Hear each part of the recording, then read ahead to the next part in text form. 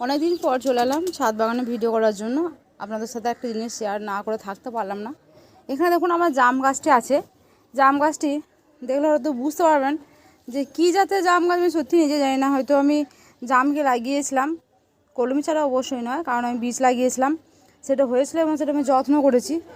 যদিও সময় বুঝতে পারছি ফলনদার জামই হবে, কারণ দেখুন গাছটা এরপর জাম গাছ ধরুন সোজা হয়, এই গাছটা দেখুন একদম পুরো লতানো, দেখতে পাচ্ছেন ডালগুলো, আপনারা দেখলে হয়তো বুঝতে পারবেন যে কীভাবে লতিয়ে আছে।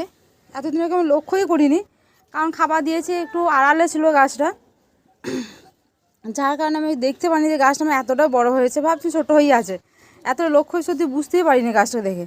দেখুন কত বড় হয়েছে। আশা করছি ইনশাল্লাহ সামনে বছর জামের মুকুল আসবে।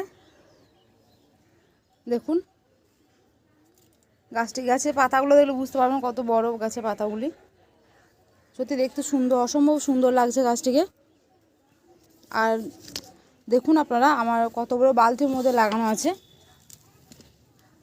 10 লিটারের যে পানির বালতিগুলি হয়, ওই 10 লিটার পানির বালতিতে আমি লাগিয়ে রেখেছি। এবং গাছের গোড়াটা আপনারা দেখুন কতটা মোটা হয়েছে। দেখুন খুব সুন্দর মোটা হয়েছে গাছটা।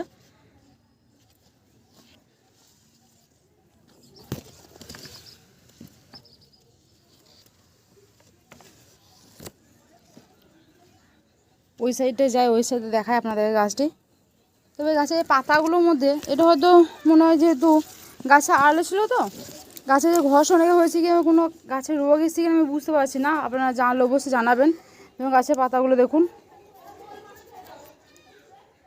দেখুন কী ধরনের হয়ে গেছে, এগুলো কুকড়ে গেছে, সেটা ঠিক আছে, কিন্তু এই পাতাগুলো কালচে আকার নিয়েছে কেন বুঝতে পারছি না। তবে সব পাতাগুলো নেয়নি, কিছু কিছু পাতা দেখুন নিয়েছে, সবই নেয়নি। এখানে কচি পাতাও বের হচ্ছে, নতুন পাতা গজাচ্ছে, দেখতে পাচ্ছেন প্রত্যেক ডগাতে দেখুন নতুন পাতা গজাচ্ছে, এটাতেও আছে।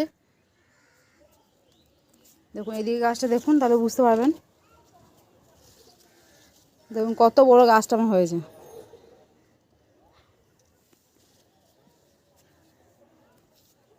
আমার নিজেরই ভালো লাগছে খুব। গাছের গোড়াটা আমার শক্ত হয়ে গেছিলো, যার কারণে আমি এটা গোড়া থেকে নামানোর পরে এই জিনিসটা আমি লক্ষ্য করলাম। দেখুন গাছটা এবার গোড়াটা দেখুন, মাটিগুলো আমি একটু খুঁড়ে নিচ্ছি। এবার যদি ওকে খাবার দেবো, কারণ তাই খাবার দেওয়ার আগে কিন্তু অবশ্যই আমি গাছের মাটি, প্রত্যেকটা গাছের মাটি আমি কিন্তু কুড়ে নিই, আলগা করে নিই। এভাবে আলগা করে নেওয়ার পর আমি কিন্তু এই গাছে খাবার দেবো। কী খাবার দিই তখন আপনারা দেখবেন।